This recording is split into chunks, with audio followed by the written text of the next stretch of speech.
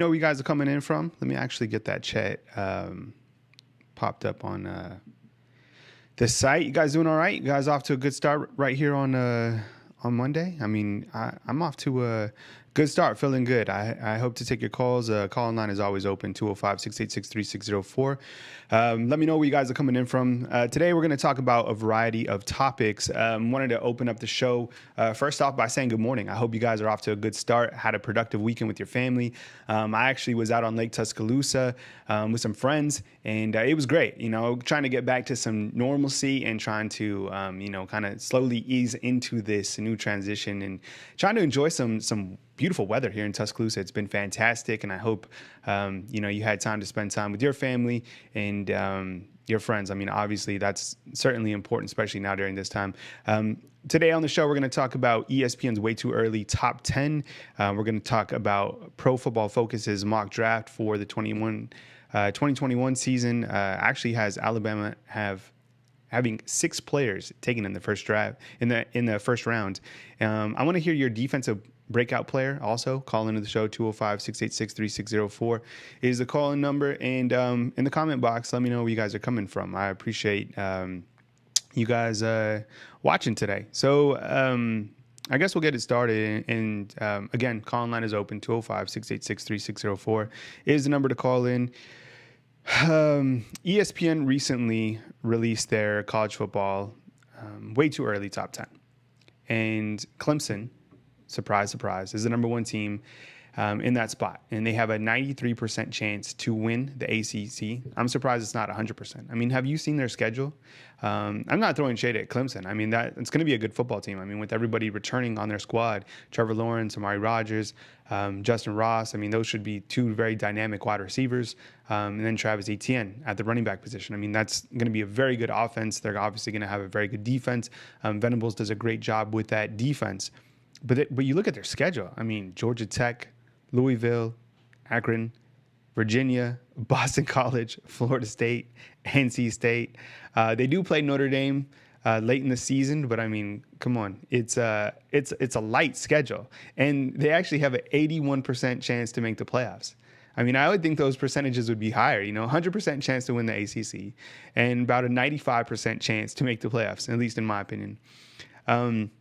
What do you think about Clemson coming back as the number 1 team? I'm sure you agree with that. Do you think they're going to be as good as last year? You got to think they're going to be up there. I mean, they got a lot of components returning, and their schedule. They're going to remain healthy because you got to think that they could run the table with that schedule and stay healthy throughout. The next team we're going to talk about is actually Ohio State. They're at the number 2 spot in ESPN's Way Too Early preseason top 10. 49% chance to win the Big Ten. I thought that was a little bit low. 63% chance to make the playoffs. I see them as the big favorite in the Big Ten. I mean, they have Justin Fields coming back, and we'll talk about the Pro Football Focus ratings or projections for the mock draft here in a minute. And actually has Justin Fields listed as the number 2 player taken overall in the NFL draft for the 21 draft behind Trevor Lawrence. They've got some very good wide receivers coming back, very good running backs. Master Teague, I like him. I think he's going to be very productive. Got a very good defensive unit coming back. They play Oregon, the second game of the season, which I think all eyes will be on. And I guess when you think about the college football schedule, the way I'm seeing it is, the schedule is going to take place in some capacity. I would assume that the games are just pushed back. So that's kind of what I'm gauging this off of. I have no idea if the schedule is going to be, played on time. I doubt it. But, I mean, you have to look at the schedule for what it is until things absolutely change. They actually play at Penn State and Michigan later on in the season. So Ohio State, they have a couple tough games. I think they'll be able to take Oregon in that second game whenever it takes place. And then you got number 3, Alabama, the Crimson Tide, with a 41% chance to win the SEC and a 58% chance to make the playoffs. Now, we've talked about it several times. Alabama has a loaded offense. I mean, tons of experience at every single position, especially, and you probably saw my video right here on YouTube talking about the offensive line. I mean, so much talent within the offensive line. I think Evan Neal switching from guard to tackle is going to be A great ad for this team. I think Evan Neal played out of position last year and did a fantastic job as a true freshman. I mean, we talked about him again and again, and just knowing that the type of talent that Evan Neal has, moving to tackle, I think that's going to be great because now you have the bookends being Alex Leatherwood on one side and Evan Neal on the other. That's a great start for the offensive line, and then the interior offensive line should be fantastic. Evan Neal, you guys have talked about Darian Dalcourt a little bit, Deontay Brown, Emil Ikior. I mean, there's so many names to kind of rotate in there. Quality depth. Chris Owens also returned. So Alabama certainly loaded on the offense. I think where the questions lie on Alabama is on the defensive side. I think a lot of people have question marks, just number one, about Pete Golding. By the way, call number is open, 205-686-3604.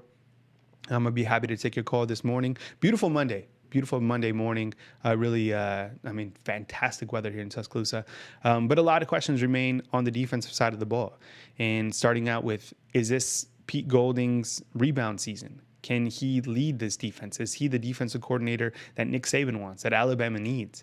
But you look at all the guys that are returning. There's not a lot of guys returning on the defense because I feel that's where the question marks are. But you have Dylan Moses returning. But the question mark with Dylan Moses is he going to, how effective is he going to be after an ACL injury? In my opinion, I would assume that he's going to be very productive. I would assume that he leads this team in tackles. You also have LeBron Ray. LeBron Ray is going to be another player that is returning for the 2020 season. And I think that he's going to be someone that is also very productive. I would be curious to see if he's a guy that can get after the quarterback. I think we talked about it last time, probably on our last show, that Alabama certainly needs someone who can get after the quarterback, a pass rusher. And we'll talk about him in a little bit. And that's probably going to be Christian Barmore, right? Christian Barmore is a guy who, if you go on Twitter and just type in Christian Barmore, kid is putting in work. Looks fantastic, looks lean, looks trimmed down. He played angry last season. I think he almost had a Pro Football Focus grade of 90 at the end of the season. So you look at him as being one of those guys who can certainly get to the quarterback. Now, I think where your question marks lie regarding Alabama's defense is the outside linebackers. Replacing Anthony Jennings and Terrell Lewis, I think that's going to be very difficult for Alabama, especially in the beginning part of the season. Especially with no spring football, right? You're going to try to get these younger freshmen acclimated to college football in a hurry. And we saw how that worked out last year for Alabama with inside linebackers Shane Lee and Christian Harris. Took them a long time, if not all season, to really find, where they belong. Now talk about a difficult situation for both Shane Lee and Christian Harris. But for me, I think the linebackers should be okay. Dylan Moses should be able to hold it down. You have plenty of inside linebackers. The secondary. I have a lot of question marks with Alabama secondary. Patrick Surtain, certainly he returns and he's going to be that alpha in the back. But who else? Who's going to rise up at the corner positions? Josh Jobe, Jalen Armour Davis. Who's going to be in the safeties? Is it going to be Daniel Wright, Jordan Battle, DeMarco Helms? All those guys return but don't have a ton of experience. So I think when you look at Alabama's question marks, a lot of it on the defensive side of the ball, for me, most of the questions are in the secondary. The number 4 team in ESPN's way too early preseason top 10, Wisconsin. And we talked about, Wisconsin last year. They did a great job, especially on the defensive side. And then at the end of the season, they didn't have enough. They didn't have enough firepower, to finish out. They lose, big time running back Jonathan Taylor. They play at Michigan early. They play Notre Dame. They play at Purdue. They play Iowa. I foresee Wisconsin. They're going to obviously have a strong season. Very good program right now. But I just think, the Big Ten, a lot of those teams, there's a lot of parity, especially in the later season. So you go to Iowa, for example, you go to Purdue. Those are teams that could upset you. So I don't really see Wisconsin as a true team that could make the Final Four when all said and done. Georgia is a team that's rated 5th. That could possibly be a team. Depending on what happens in the SEC. Are 2 teams from the SEC really going to get in the playoffs? I don't know. Possibly. A lot of question marks with Georgia, right? They missed out on spring ball, and I think that's going to affect them a ton going into the season, especially when Alabama is on the horizon in week 3. They got a new quarterback, Jamie Newman. A lot of people really high on him. We have a video kind of with some analysts from Rivals.com talking about quarterback play, and obviously Georgia's going to have enough running backs. I mean, Zamir White should be, I mean, he was a 5-star coming out, got injured, but he should be a guy who can really go. Everyone on Georgia's defense returns, so they should be good. And when you look at their schedule, they got a tough schedule. They got Alabama in week 3. They got Auburn. They got Florida. They got Tennessee, much improved Tennessee team, right? Tennessee is certainly on the rise. And we'll talk about that tonight. And by the way, we're going to have a live call-in show tonight with Andrew Bone talking recruiting. I know that's something that you guys wanted right here on our YouTube channel, especially on Bama Insider. A lot of people want to just talk about recruiting. Why does Alabama only have 3 committed prospects? Are these guys, is this finally the year that Alabama falls behind recruiting-wise? You look at the Rivals.com recruiting rankings, Ohio State has 17 committed prospects. You have Tennessee, who now has 17 committed prospects. And obviously, Jeremy Pruitt, he's doing a good job, but you have to translate that to the field. So when I look at this season, Tennessee's doing a great job recruiting, but it's got to translate to the field. You got to win. You got to beat someone big. And maybe this is the year that Tennessee does it, but I don't think that they have the firepower to keep up, with the big dogs this year, at least in 2020. Number 6 and number 7, LSU and Penn State. I think there's a lot of question marks around LSU and if LSU can rebuild off what they did last year. Last year was clearly a remarkable run. They have to replace Joe Burrow, a ton of wide receivers, and I think along with Joe Burrow, I think replacing Clyde Edwards-Helaire. I mean, I thought he was the best running back in all of college football towards the end of the season, just because he was so versatile. I think he's going to do. I think the Kansas City Chiefs picking up Edwards-Helaire, I think that's a slam dunk. I think he's going to be really dynamic in the NFL. Just like low center of gravity, tough to tackle, tough to deal with. Call line is open, 205-686-3604. That's the number to call in. I appreciate you guys calling in. Let me know you guys are coming in from the comment box. And I think we got we must have missed it. First call of, if I missed your call, just call in again. Sorry about that. Try to get another call here in just a second. The other team that I looked at, let me check out something real quick.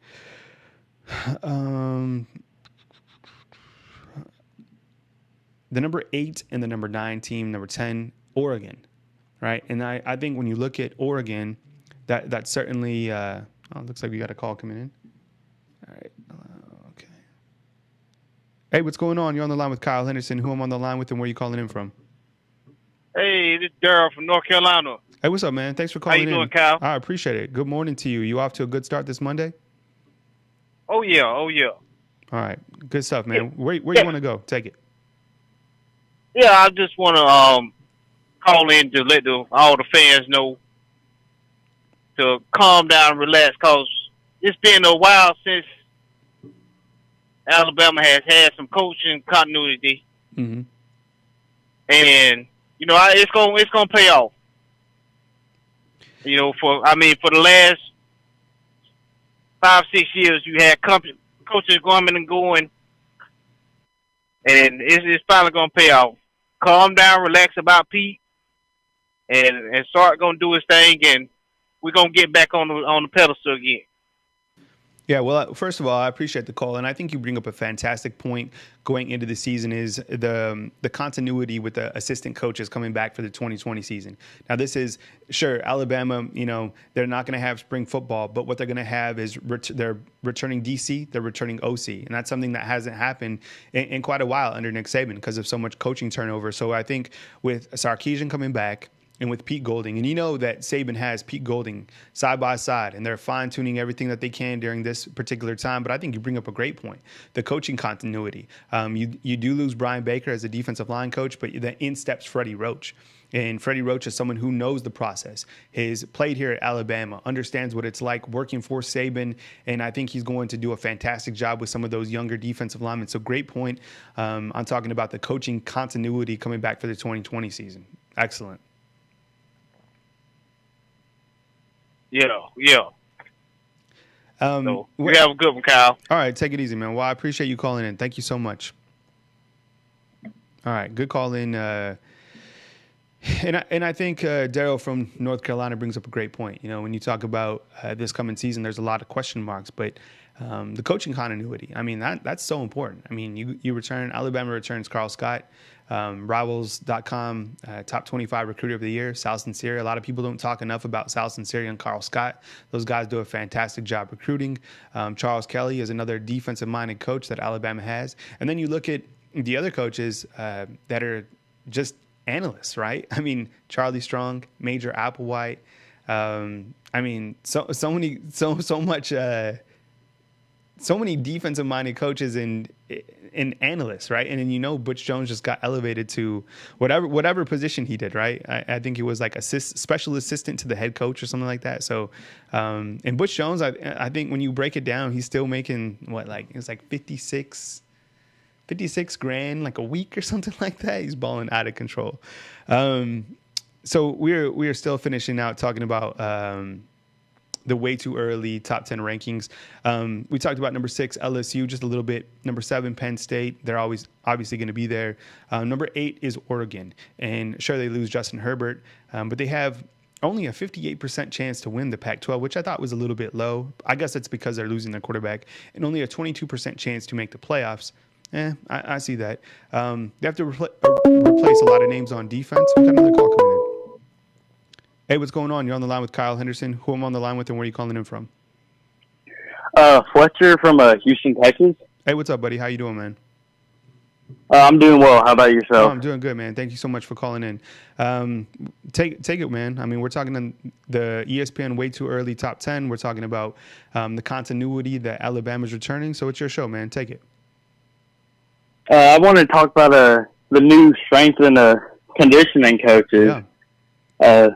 I saw a photo the other day from Trayshawn Holden, and it looked like he's probably already put on 10, 15 pounds of muscle. I mean, even being at home, I think they're doing more than a good enough job. This is a big upgrade on their.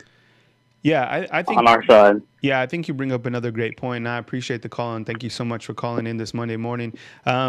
That's another area. I mean, Alabama has what we feel like. I mean, we haven't seen it yet, but has upgraded, their strength and conditioning. I mean, they swapped out Cochran and they brought in 2 strength and conditioning coaches. David Ballou, who's going to be working as a strength coach, and then Matt Ray, who's like the, speed guy. And I always revert kind of back to one particular quote when Matt Ray talked about speed wins games. And I 100% agree with that. You talked about Trayshawn Holden. I talked about Christian Barmore earlier. You look at Christian Barmore, it looks like he shed maybe, 10 pounds, 15 pounds. He looks lean. He looks fast. And I think you're right. I think a lot of these guys adding on bulk, adding on speed. I mean, think about this. Think about Dr. Matt Ray, who's a speed coach, working with Jalen Waddle, right? That just seems like an incredible combination. Yeah, I mean, if Waddle's already the fastest player in CFB, and if he can make him even quicker, I mean, I don't know a team that could stop that. Yeah. So I talked about this earlier. It was Fletcher, right? Fletcher? Yes. All right, Fletcher. I talked about this earlier. I mean, there's not a lot of question marks on the offensive side of the ball, in my opinion. We've talked enough about the quarterbacks, if it's going to be Mac Jones, Bryce Young. But my question marks are on the defensive side of the ball, especially in the secondary. Do you have those same concerns, considering that Patrick Surtain is really the only player that returns with experience? I do, but not as much as I think most people. Mm-hmm. I think Josh Jobe has the potential to be the shutdown corner we want. And Daniel Wright, I mean, he's a redshirt junior. He hasn't played much, but he has more experience than like a freshman would have. And Jordan Battle played plenty. I mean, I think it might take him a few weeks, but they could be a really good group next season. Yeah, I think you bring up some good points. I mean, Jordan Battle played a tremendous amount as a freshman. Daniel Wright is experienced. Patrick Surtain played a lot, and Josh Jobe, he's a guy who I think improved as the season went on, right? I think he wasn't where Alabama needed him to be at the start of the season, but I think by the end of the season, we started to see a lot of growth from him. I talked to some sources who they are confident in Josh Jobe's ability. So maybe you're right. Maybe the secondary, won't be take a drop off as I don't see him taking a huge drop off. Those are my questions are in the secondary, just because there's some youth in that particular area. Fletcher, when we talk about ESPN's way too early top 10, Clemson, Ohio State are the obvious choices. Wisconsin, Georgia, LSU. I mean, who after Clemson, Ohio State, Alabama, who else, in your opinion, is out there college football-wise that could potentially be that fourth or fifth team? My prediction right now is I have Oregon at 4, and then Georgia more than likely at 5. I don't know why they put Wisconsin at 4. I feel like they will be like 10-2 at best, or an 8-4 team. I don't think they're a top 10 team next season. And Oregon, I mean, they play Ohio State, but it's the Pac-12 from there on out. Like, if they go 11-1, they have a spot in the playoffs. Yeah, I think you're right, and I'd probably agree with that. I was kind of, I was a little intrigued that they had Wisconsin so high. Like you said, I see them, losing a couple games. I think Georgia would probably be my fourth team, and then probably Oregon, like you said. I'm still curious to see about LSU and to see if they can rebuild. I don't know if you follow LSU, but do you think they could? Certainly, they're not going to be as good as they were last year. I mean, that was one of the best college football teams. But do you think they're still, a 5 or a 6 team going into the season, or do you think we see a big drop off regarding LSU? I don't think as big as a drop off as people think. Like, they won't put up, 5,700 yards passing at QB and 2,000 yard receivers. But I mean, they get 5-star tight end Eric Gilbert. That's more than likely an upgraded tight end. He's a beast. They have John Emery at running back, who's a 5-star. Yep. They bring in a 5-star corner to replace Fulton. I mean, I feel like they will be, at worst, 8-4, and at best 10-2 or 11-1 with a loss to us. I feel like they will still be good, but not, who they were last year. Like, LSU's not going to go 6-6 all of a sudden. Sure. They're too good for that. Yeah. I think I think you're right. I think LSU, and Orgeron's doing a great job over there. Alabama on the road in Baton Rouge, went there a couple seasons ago. It's fantastic atmosphere. I certainly hope that we get to see an atmosphere like that again. When we look to Alabama's schedule, and we're on the line with Fletcher, where are you calling out of, Fletcher? Is it Illinois? Just outside Houston. Oh, okay. Houston. When we look at Alabama's schedule, Fletcher, USC, we have no idea. We're saying that the season is carrying on. That's the way I'm taking the show. USC, Georgia in week 3. I mean, can you imagine the atmosphere? Let's say everything plays out and we do get to get that game again, or we do get to get that game between Alabama and Georgia. Don't you feel that Georgia not having spring ball, it'll certainly affect them, especially in that beginning part of the season, just because they really had to work on their offense during the springtime? Yeah, I feel like their team won't be, especially offensively, what they hope, but it's almost a fear of mine that they won't be great, because if we see them in the SEC championship, I feel like we should beat them week 3 by at least a touchdown or 10 points. I don't think they'll be great, but I think they will get so much better if we see them in the SEC championship game. I mean, that could be their strongest, and I don't want to see that talented of a team on their best. Yeah, and I agree with you again. I mean, you look at Georgia, I don't think the transition from Georgia from week 3 to the end of the season is probably going to be monumental. They're going to find their rhythm. And Kirby Smart is pissed off. He's trying everything he can to beat Nick Saban. He's been close a couple times, right? He's had Nick Saban on the ropes a couple times, and Nick Saban has found a way to win those games. I think a game like week 3, I could even see Alabama pulling away at Bryant-Denny Stadium, but I foresee those two teams again meeting in the SEC championship with a lot on the line. And Georgia certainly has enough talent on the defensive side of that. If they find their offensive rhythm by the end of the season, that could be a tough one for Alabama. I guess the final teams in ESPN's top 10, Auburn and Oklahoma. Auburn returning a very talented quarterback in Bo Nix. What do you think about the Auburn Tigers, returning into the 2020 season? I mean, plenty of talent, but a lot of those big boys on the defense are gone. Yeah, I was gonna say. I mean, they just lost their two D tackles or DN or whatever. They won't be the defense they were, and I don't think Bo Nix is an elite quarterback by any means. I think he's good, and he should take a big jump into his sophomore year, but he's not. I don't think he'll be a guy that, assuming our defense is healthy, will score 40 plus against this upcoming season.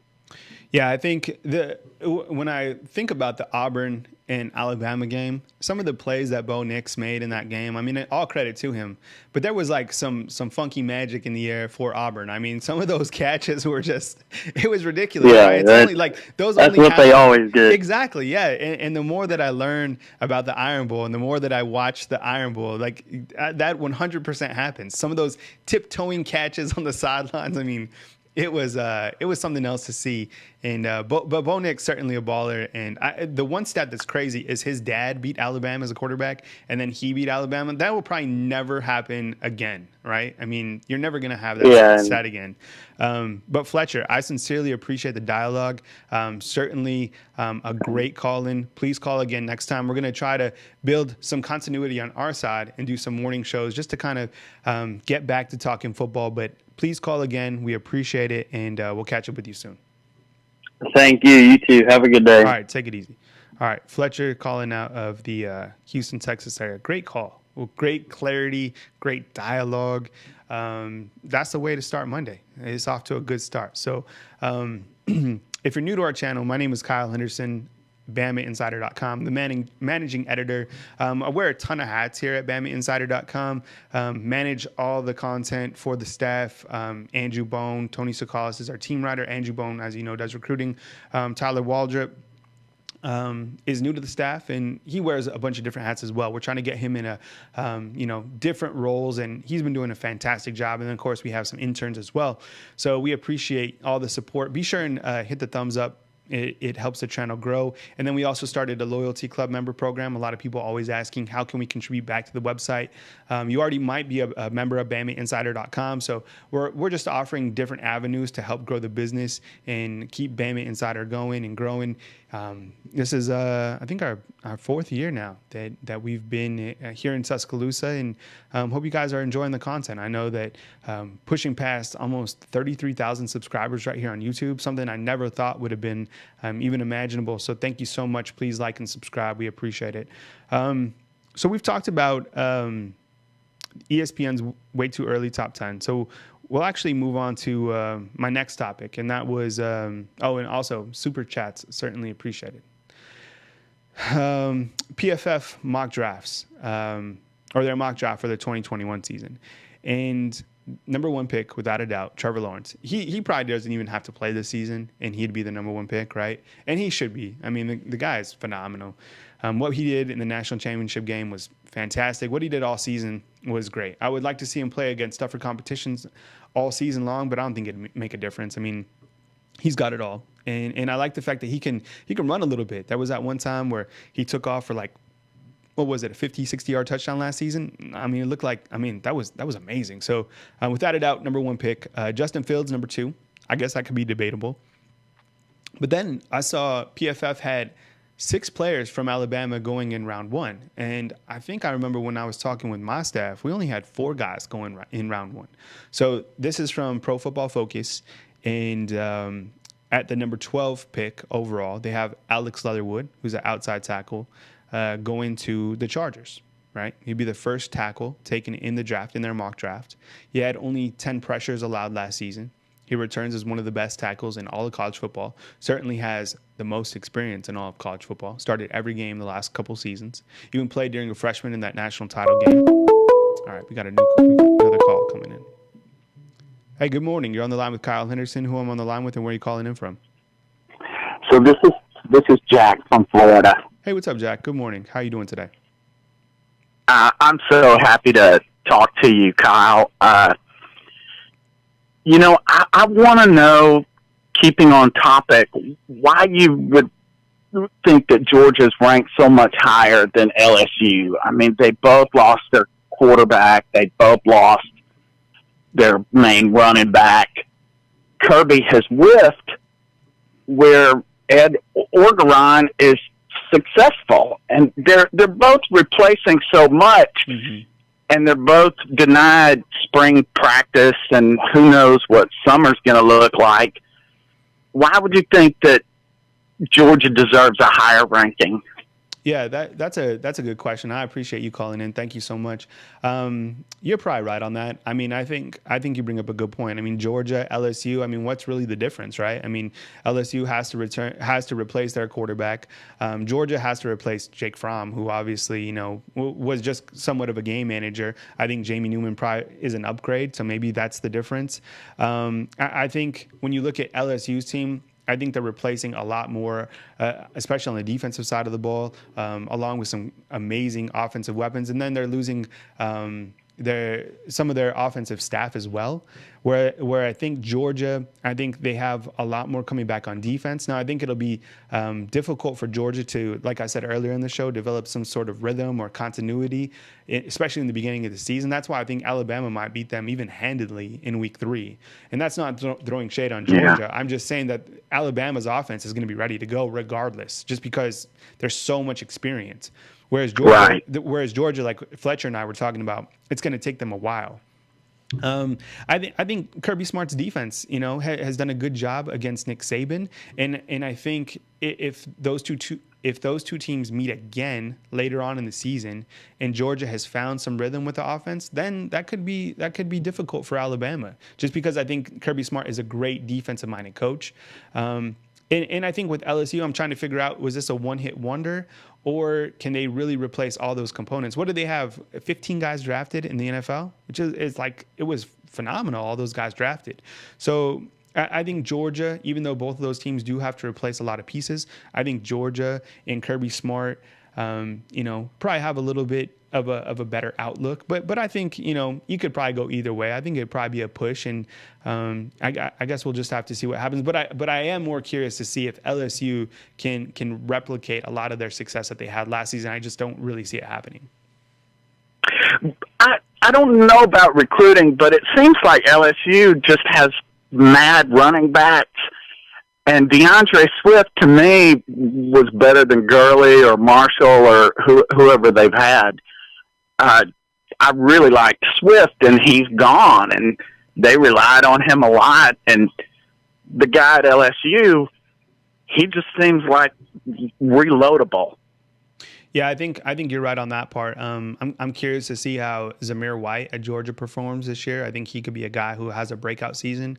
But you're right on that. I mean, I think LSU, they return a really dynamic running back, but then again, Georgia has always, they've reloaded at running back. I know I think someone said that they're trying to be like the new running back U, and like, hold on, because Alabama is still producing high level running backs, right? Especially this year. I mean, who's going to be better than Najee Harris, in not only in the SEC but in the country? I still can't believe that Najee Harris is coming back. So I think running back wise, I think LSU will be in a good spot, but obviously Georgia will as well. I think Najee's middle name is Hurdle. Yeah, Najee Harris, yeah. Hurdle Harris. Yeah.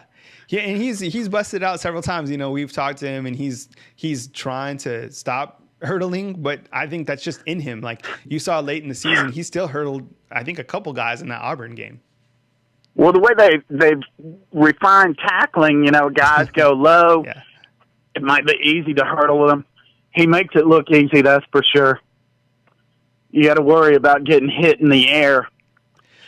May I ask one more question? Yeah, you can ask as many questions as you want. So we seem to be down on Pete Golden. Mm-hmm. I saw some comment below that said he was trash, and I just don't understand why, with so many losses on the defense, and I can't name all the players, but we lost Dylan Moses preseason, but we lost the only two games we lost, Auburn and LSU. We lost them by just a couple of points, and if we had a healthy Tua in either or both of those games, which he was hampered in LSU at least, maybe we would have had the points to score. Joe Burrow and LSU, they had the offense of a lifetime. Mm-hmm. and we played Auburn and Jordan cheating hair. So, to me, it's hard to say that, we should hold Pete Golding in his first year to the standards of 2009 and 2011. And, we need that consistency in the coaching staff so that the coaches can kind of grow roots with the players. Mm-hmm. And, to me, it was sort of defensus interruptus with Dylan Moses going out. Yeah, I think when you talk about Pete Golding, at the end of the season, he became the scapegoat for everything, right? Like something would go wrong, like in your day, and you're like, blame Pete Golding. It came to that point where every single thing was put on Pete Golding. And I think you have to, before you do that, I think there was definitely some times where Pete Golding didn't make the best calls or set his players up in the best position. But you could say the same for Steve Sarkisian. No coach is perfect. I think you bring up a great point that you have to give some of these coaches time and grow roots with the program. And think about it. As many skeptics were out there about Pete Golding, who was the one coach that was behind Pete Golding? Nick Saban. There's been interviews even late in the season with Nick Saban still taking back for Pete Golding and reminding people that he had to start 2 freshman inside linebackers. One of the most difficult positions, to replace with 2 freshmen that you can have. And you're probably not going to have that happen again here at Alabama. And I always think about when Pete Golding was talking in the Citrus Bowl, we were interviewing him right before that Michigan game, and he said it's been difficult for him on the defensive side because Shane Lee is in there trying to make checks, and Christian Harris is trying to verify those checks, and both of those guys don't have, a lot of game experience. Christian Harris didn't even play inside linebacker at the high school level, so I can't even imagine how difficult it was for him. He's a great athlete, especially in coverage, because that's what he played in high school. Coming in with Shane Lee and those guys looking at each other like, hey, does this look right? And the other guy's like, I don't know, so I think it's been difficult for those guys, but a lot of people have put the scapegoat as Pete Golding. But with that said, especially with Dylan Moses returning, you have just an incredible amount of pressure now added because everyone, including Nick Saban, you're going to want to see improvement. And I guarantee you, Nick Saban and Pete Golding have spent a lot of time talking, breaking down film, whether it's on Zoom, whatever they're doing, trying to fine-tune this defense because it needs to improve. And you're right. The LSU's offense, with Tua, that would have been, and that was a shootout, right? And with Tua against Auburn, still a shootout. But it's hard for all that blame to be placed directly on Pete Golding. Right. And I think an extra year is worth a touchdown swing. A year under his belt, that is. Yeah, he has to prove it, and he'll have Dylan Moses coming back. Dylan Moses is the equivalent to losing Tua Tagovailoa at the start of the season, right? That's the equivalent on the defensive side of the ball. So, that was tough. So I'll bow out, and I just want to thank you for your professionalism. The Georgia show is so geared towards commercials and, putting grocery stores up instead of content. And the content that you and Andrew, it's so professional. It's so fact oriented. It's, I like you even though you're from New Mexico. Hey, it's not a bad place. And a lot of people are like, when are they going to build a wall around New Mexico? No, New Mexico's a state, people. I promise you. Good. Yeah, well, it's a good state from what I hear. So, God bless you and keep up the good work. I'll let you take some more calls. All right. Thank you so much, Jack. Appreciate the call. Yeah. Yeah. New Mexico.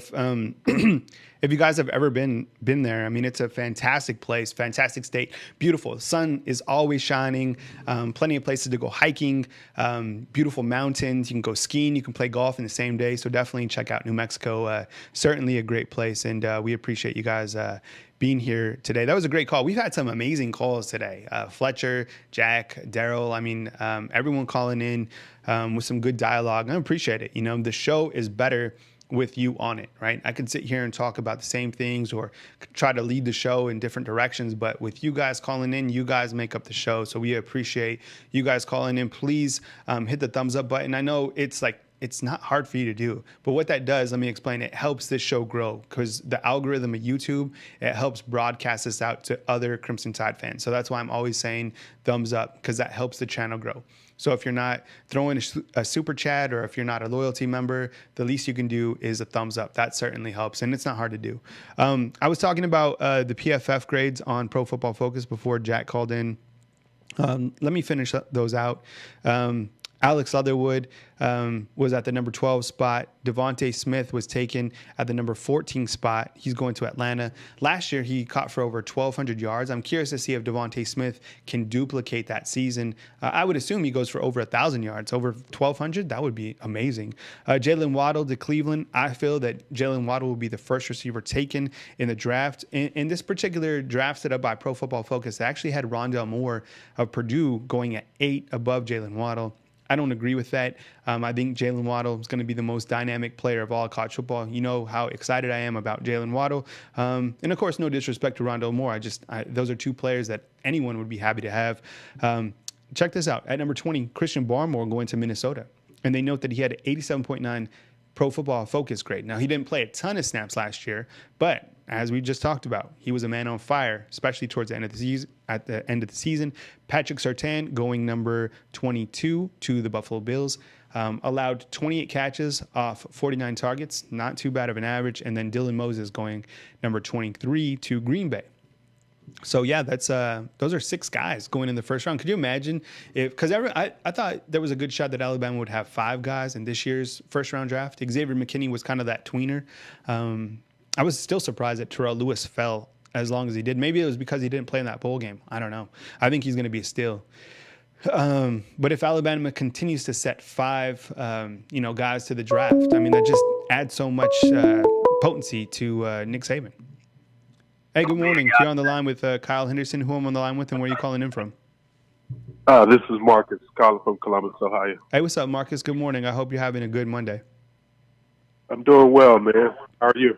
I'm doing great, man. So what's up? Just wanted to talk a little football, man. Kind of concerned with Bama recruiting like everyone else. I guess the biggest concern is that Georgia, LSU, Oregon, all those guys are getting the top guys along with Ohio State. And wanted to talk about Bama, I guess, depth at the defensive back. The last time they had a 5-star outside of Patrick Surtain, those concerns in the secondary. And, overall roster, I think Georgia's roster is probably one of the better ones in the SEC. And just wanted to talk ball. Well, I appreciate the call in, Marcus. Thank you so much for calling in. I know you want to talk recruiting. We're doing a live recruiting show tonight with Andrew Bone. So if you're around, or you can watch the replay tomorrow, whatever, but it'll be at 7 p.m. Central Time. I'm curious about the recruiting as well. I mean, here we are in the month of May, and, everyone's saying, calm down, don't worry about recruiting. I mean, there's only 3 committed prospects for Alabama. Like you said, Ohio State has 17. Tennessee has 17. Florida has a ton. Georgia, LSU, they're getting their guys. So there's only so many guys out there, right? And I think one of the more concerning aspects of recruiting is there's a couple guys that Alabama likes to have on campus during the summertime, just to, kind of those tweener guys that are about to get offers, or they like to showcase the facilities with like a recruiting cookout sort of things during the summertime. All that has been canceled. So now Alabama couldn't have prospects during March and April, right, to showcase the facilities, showcase practice, even have the coaching clinic like Alabama likes to do and have a lot of their guys in, right? All that canceled. And now you go to June and July, really June, that's when Alabama has all of their prospects on. All that stuff's canceled. So Nick Saban, this is going to be one of the most difficult challenges recruiting that Nick Saban has ever faced, since being at Alabama. And there's only so many guys, but a lot of these guys are still available. But it's going to be tough, no doubt about it, and especially with Saban not being physically able to go to certain places to talk to these recruits. It's going to be tough. Only 3 guys right now. When as an Alabama fan, when do you panic? I don't know. Maybe start of August and kind of see what the numbers look like by then. But, they certainly got to get moving and shaking during May and June.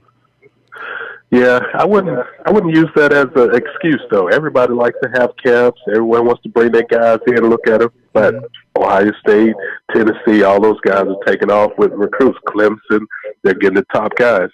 So Bama is facing the same thing all the other teams are facing.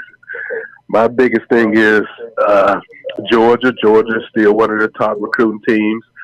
But I know Bama's going to do like an offensive overhaul. Last year they had a lot of defensive players come in, so a lot of offensive players, offensive linemen. So a lot of those guys are still on the table. But I'm a big Bama fan. I just thinking we're losing our luster in recruiting. Like we used to be able to cherry pick, a lot of the guys out of state, but we're not on a lot of kids' radars. So there's a lot of things going on. In addition to, I was listening to Lane Kiffin. He was talking about recruiting against LSU, Georgia, Bama, Tennessee, etc. And he said, his sales pitch is pretty much, do you want to join a team that's on the rise, or you want to go to a team that's going down? And everyone assumed he was talking about Bama. It's like going down. So I'm not counting Bama totally out, but I just see it seems a little tougher for us to get a lot of kids for whatever reason. I don't know if the lack of staff continuity. I mean, we're still developing players well, sending guys to the NFL, but there's something going on. Maybe they're saying, Nick is not going to be there for the next 2-3 years, but a lot of teams are going to get the players that we used to be able to, snap our finger, and they want to come to Bama and play. Yeah, you know what? I want to also point out this. I mean, I think when you look at recruiting, you look at the age difference between some of these coaches on the rise, right? Ohio State's coach Ryan Day, what is he, 41 years old? You look at Jeremy Pruitt, mid-40s. You look at Kirby Smart, mid-40s. Lane Kiffin, right, mid-40s. So a lot of these younger guys are able to connect with a lot of these younger guys. I'm Dabo Sweeney. He's not an older coach. So these older coaches face it, right? I mean, Bowden faced it when he was at Florida State. Now, is Saban, getting towards Bowden? I have no idea. But I guarantee you that, just like you said, a lot of these coaches are playing off the fact that Saban is getting older. He's going to be, I think, 67 this coming season. The one thing that Saban can flex back is the fact that he continues to get players to the next level. Playing on Sundays, gets players, to the playoffs, gets players to the championships. But you're right. It's something interesting to talk about. And, it's going to be difficult for Alabama to make up ground, in my opinion. I still think, they're going to get their guys. They're going to, they're going to land a 5-star. It's going to happen, but you're like you said, it's going to be very difficult. A lot of teams are recruiting at a very high level. Yeah, I agree. Another thing I would say is the playing field has opened up a lot more. I coach high school football, but in that SEC league, all the top recruiters, Jerry Pruitt, you got the guy South Carolina, you got Georgia coach Kirby Smart. A lot of those guys are on Saban staff. Now they've built their own staff. You got Jerry Pruitt's defensive coordinator with Bama. He was a top recruiter. Lane Kiffin was a top recruiter, so they've put their own staff together. They got the Bama blueprint, and obviously, like you said, Saban's up in age. Then you got Jimbo Fisher. He's an ace recruiter. Yeah. So it wasn't as competitive 5-6 years ago. Now the playing field is out there for everyone to go get the kids. Yeah, and you're right. I mean, that blueprint has been shown from Saban coaching these guys, and now these guys have taken it to their own programs, and you certainly see the effects recruiting wise. You talked about a couple other things before you called in, Marcus, or at the start. You talked about kind of some roster overviews in the secondary, and I touched on it earlier with Fletcher out from Houston. What are your concerns talking about the defensive secondary when you look at Alabama's roster this season? Well, depth overall, maybe 5 years ago, you got D. Milner. They had guys in the wings waiting. Mm-hmm. We always had a first-round safety from Ha to Landon Collins and all those guys, but we don't get those guys anymore. So people are always wondering what's going on with Bama defense.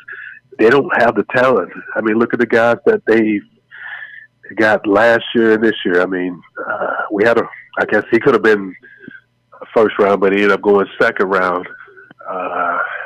Diggs was really talented. I'm not sure if he was developed well, but for whatever reason, the defensive backs just haven't been up to the talent caliber that we've seen previously.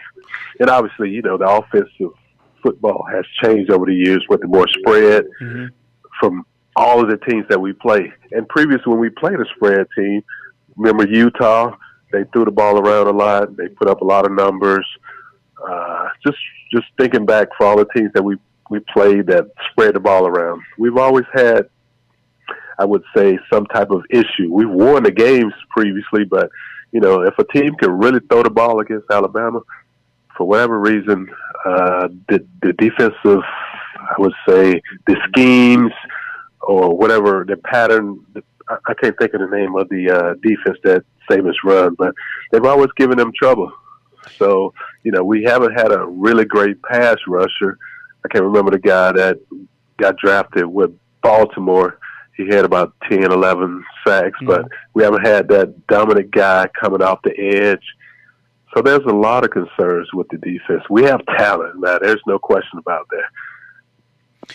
Yeah, I think when I'm looking at the depth chart right here, the projected depth chart, we got it on BamaInsider.com. And when I look at kind of the lower level corners and, you know, the safeties, I'll just throw out some names right here. So you're going to have Marcus Banks. He's kind of in waiting. You have Jacquez Robinson, who will be a freshman. You have Brandon Turnage. You have, you know, Scooby Carter obviously left. He's no longer on the team. Jalen Armour Davis might be a guy who plays. Brian Branch, Eddie Smith, Malachi Moore, Christian Story.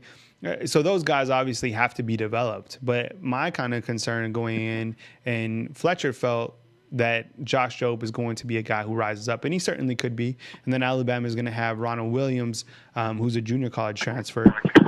Patrick Surtain is going to be a guy who I feel will be very versatile and either be a corner or that star position. I mean, he could probably even play safety. Jordan Battle, Daniel Wright. So there's guys back there. I think I have my concerns like you. And I think that they'll find some sort of, you know, rhythm back there, continuity. I mean, there's playmakers, like you said, but when you look at the defense overall, who's going to get to the quarterback, right? I know Barmore looks like a guy, but edge rusher wise, I don't know. There's going to be some young guys. I mean, Terrell Lewis is gone. Anthony Jennings is gone. Maybe Chris Allen, maybe, right? Maybe he could be a guy. Chris Allen has told me a lot. I've been watching him for the last 3-4 years. I know he had an injury here, but he haven't shown me enough. In addition to the guys in the secondary, these are guys are 150 guys. I used to get the top 10 guys, top 5 guys at the quarter safety position. These are guys, they're 3-4-star guys, probably 5-star, but they're top 150. Yeah. I wouldn't say top 100 or top 10 at the quarter safety position like we used to get.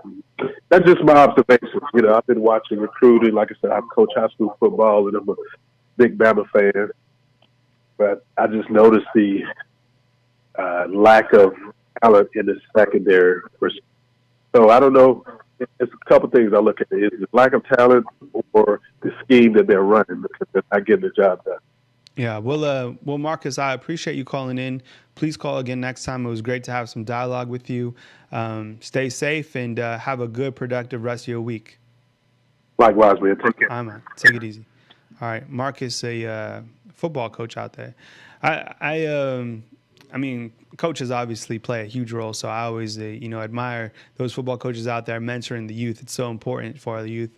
I appreciate the calls in today, man. You guys, this was great having some dialogue.